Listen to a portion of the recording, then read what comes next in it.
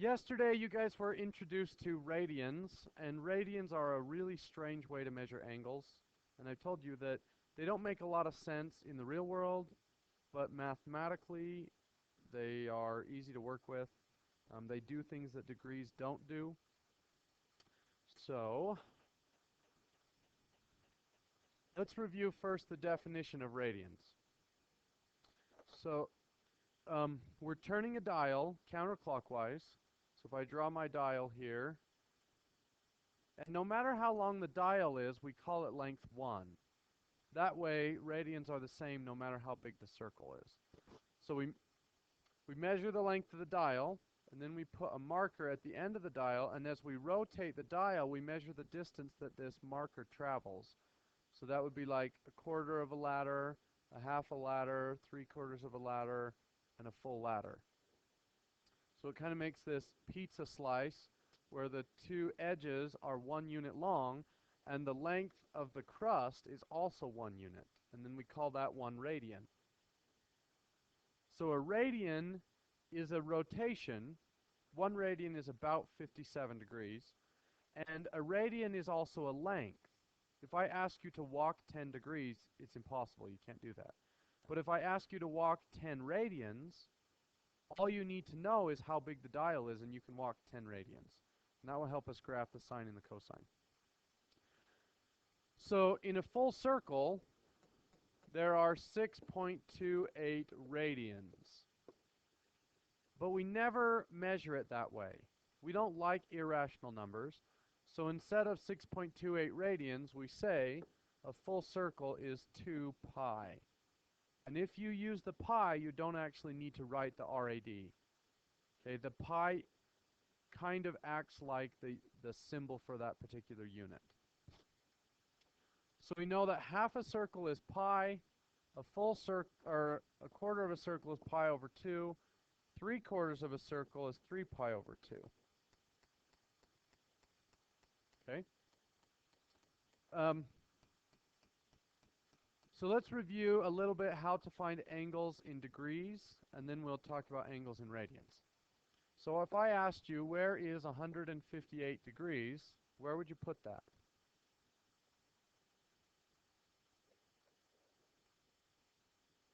In the second quadrant, and you can even be more specific, closer to quadrant 3 or closer to quadrant 1? It's closer to 3. So you could put the angle right there because it's between 180 and 90. What if I did that as a decimal? So I did 158 divided by 360. What does that number tell me? 43% of what? Of a full circle. So what is the positive y-axis in percentages? This is 25%. The next one is 50%, 75%, and 100%. Okay? I can do the same thing in radians.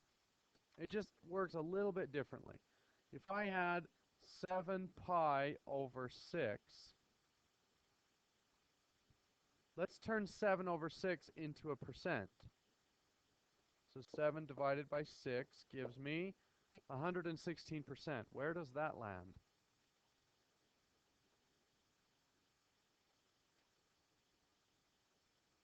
I have a vote for 1 and a vote for 3. Which one's correct?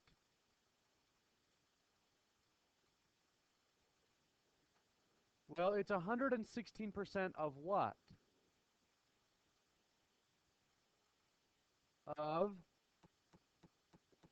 pi. It's not 116% of the circle. In degrees, it's a measure, a percentage measure of the entire circle. But in radians, we're not talking about the circle, we're talking about pi. So where does 116% of pi land? 3. So this would be 100% of pi, and 16% more would be right there. So let's label each axis according to percentages of pi. What is the positive y-axis? 50%. Negative x. This is 100%, and then 150%, and 200%. So they work, decimals are, degrees are a little bit different than radians. Radians are talking about the percentage of the top half, and degrees are talking about the percentage of the whole circle. Now, you could also look at 7 pi over 6 in terms of a fraction. What is 180 degrees in sixths? How many sixths are there in pi? 6. So from here to here is 6 over 6. What would the full circle be? 12 over 6. So 7 over 6 is between 6 over 6 and 12 over 6. Which one is it closer to? 6 over 6, so it would be right there. Okay, let's do another one. What if we had 498 degrees? How would I figure that out? I could either subtract 360 or divide 360. I prefer division. 498 divided by 360. 138%. Where does that land?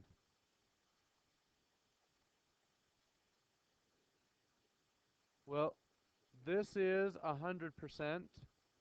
That would be 125. So 138 is going to be in quadrant 3.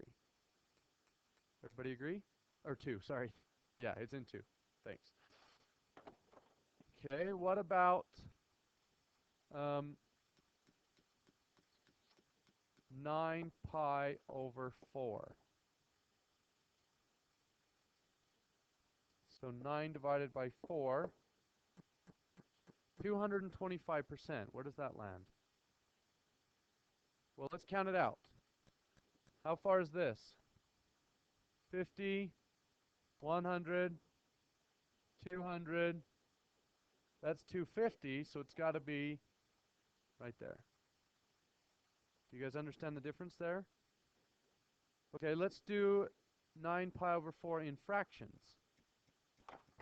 How far is it from here to here in fourths? 4, 8. This would be 12, right? So it's between 12 over 4 and 8 over 4. Which one is it closer to? 8 over 4. Do you prefer that way? Does that make more sense? Okay. Let's do 10,625 degrees. 10,625 degrees divided by 360. What does that 29 tell me? 29 revolutions. Do we care? No. So an additional 51% is going to place us in, careful, this is degrees. So we go around 29 times. How far is it to there? 25, 50, 51 is going to be in quadrant 3. Okay. What about 67 divided by 5 pi? 67 fifths. So 67 divided by 5. What does that 13 tell me? Bottom half. How come? Right, if you notice, from here to here is from 0 to 1 pi. So 0.2, 0.3, 0.4, 0.5. And then from 1 to 2, from 2 to 3, and 3 to 4, and 4 to 5, and 5 to 6. So the top represents all of the even numbers, and the bottom represents all of the odd numbers. So because this is 13, we know it's in the bottom half. How much of the bottom half are we going to use? 40%. So 40% of the bottom half lands in quadrant 3. Right there. Is this making more sense? Okay. All right, let's do one more.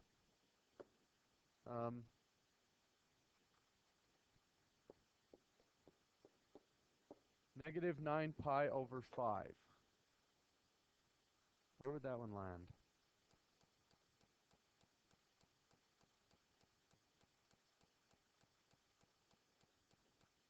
1? How come? So if we used fractions, how far would that be? 5 over 5. And that would be 10 over 5. Closer to 10 or closer to 5? Closer to 10, so it's going to be 1/5 short of negative 2 pi. If we use the fraction method, negative 9/5 is negative 180%, which is between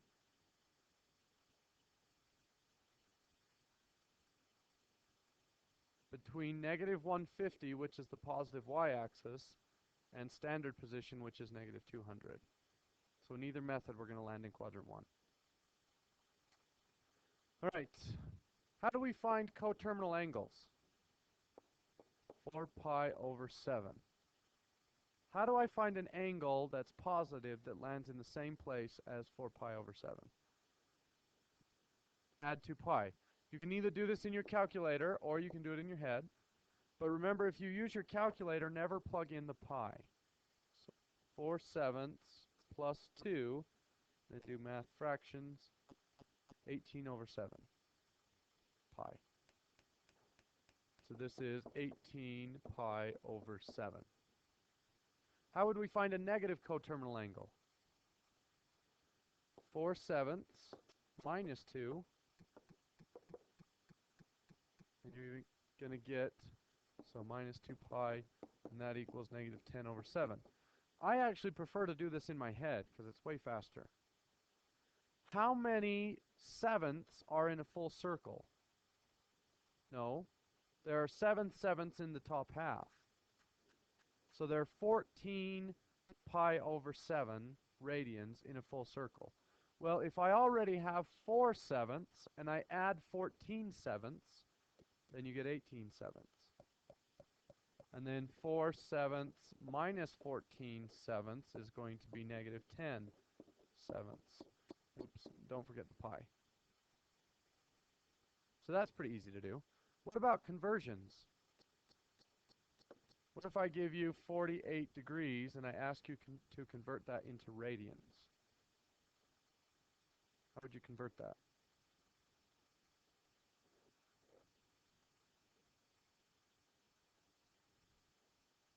So we're either multiplied by pi over 180 or 180 over pi. How do we know which one to pick? I have degrees, I want radians, so I need to cancel degrees. So I need to put degrees in the denominator. So degree cancels degrees, and the pi remains on top. So my fraction is 48 1/80ths. Convert that to a fraction. So the radian measure is 4 pi over 15.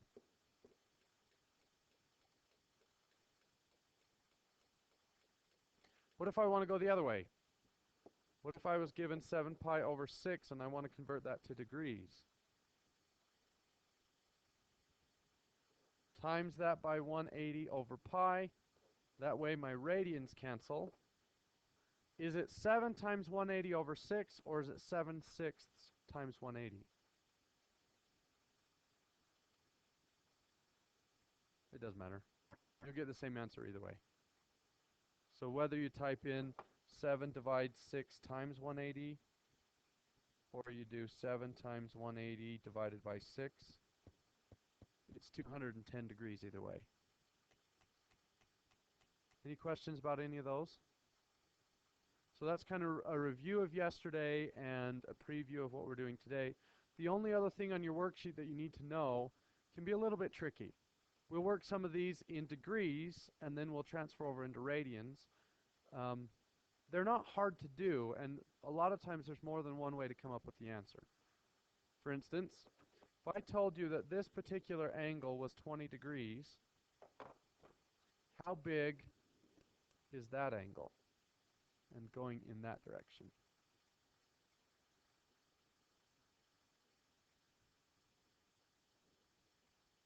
$290. How did you get $290? Okay, that works. if we measure a positive angle to the negative y-axis, that's 270 degrees, plus an additional 20 degrees, for a total of 290 degrees. Does anybody see another way to get that?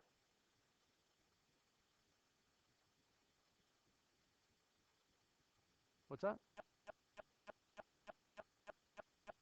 Minus 70. Yeah. So Laura said the distance from this line to this line is 70 degrees. So the distance from here to here can be calculated by doing 360 minus 70, which is 290.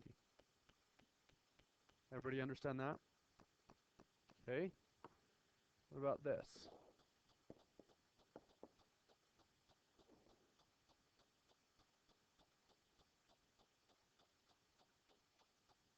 What process would we go through to find that angle?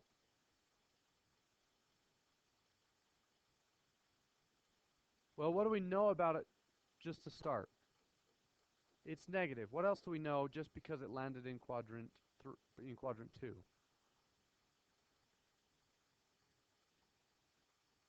So it has to be between what two values? It's got to be between negative 180 and negative 270. Okay, how do we figure out what its value is?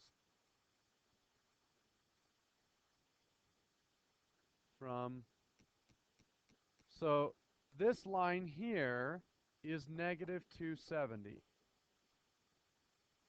But I need to take my negative direction and reverse it again and go 15 degrees. So what am I going to do to negative 270? Add 15 degrees.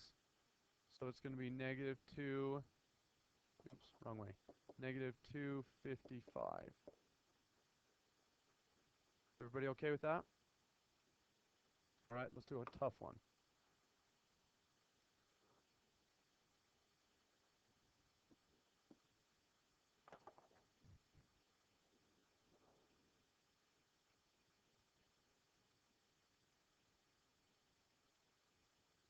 How are we going to find that angle?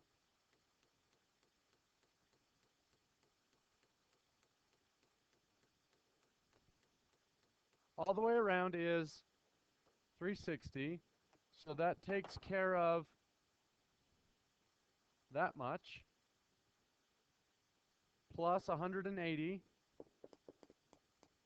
So that's going to take care of this much. Plus 30. 570. Does that one make sense to everybody? Okay, one more. Let's do... Oh, that's not where I want it. Sorry.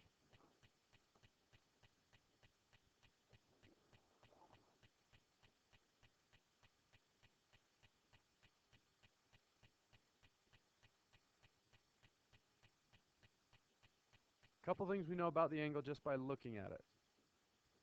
Negative and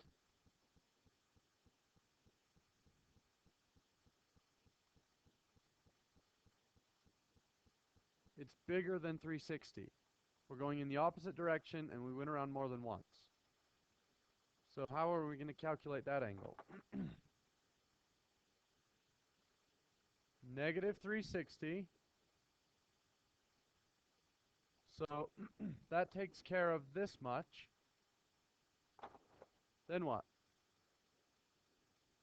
Minus another 180. All right? And then from here to here is 90. But we didn't use the full 90. We used 70 degrees of that 90. So we can minus 70. So what is that? Negative 610. Okay. Let's try a couple in radians.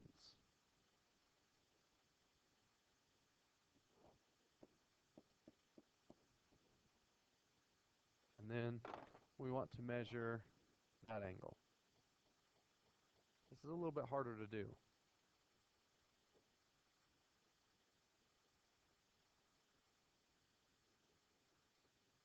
You could. You could convert the radian into degrees, but there's a faster way to do that. So then, if you converted to degrees, then you would have to go back and convert again in the end.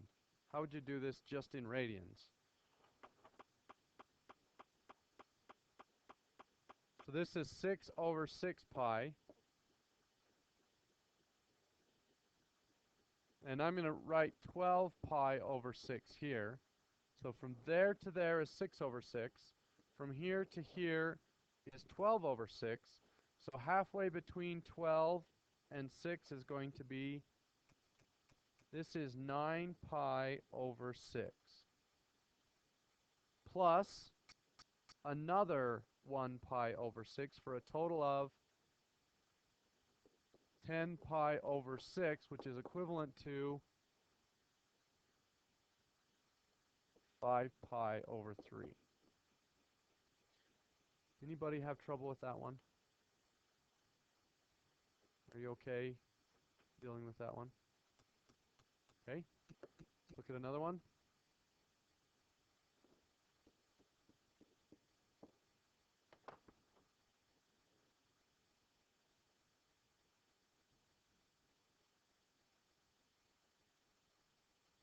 What is the measure of the marked angle? So halfway around is how far? 5 pi over 5. And what are we going to do to that? Oh, over 5. What are we going to do to that 5 pi over 5? Subtract 1 from it. So the answer is, well, and I missed something, negative 4 pi over 5. Yeah, don't forget the negative, because that's different. 4 pi over 5 lands in quadrant 2. Negative 4 pi over 5 lands in quadrant 3. Okay.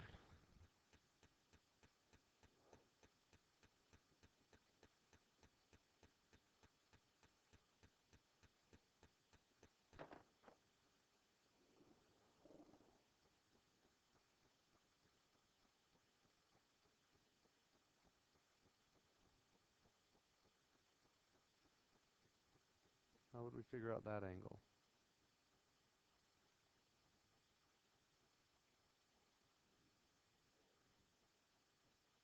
So if we count going around, how many 8s? 8, 16. So this is 24 pi over 8. So if I finished off that circle, it would be 32 pi over 8. But I didn't make it that far. I made it halfway plus 1 more. So what is the halfway mark between 24 eighths and 32 eighths? So the vertical or the positive y-axis is 28 eighths. Plus 1 more would be 29 pi over 8. And it's negative, right? So negative 29 pi over 8. Do you want to see any more of those, or are you good? Okay. Go ahead and work on that worksheet. It's due tomorrow. Your rotation in radians packet is due today.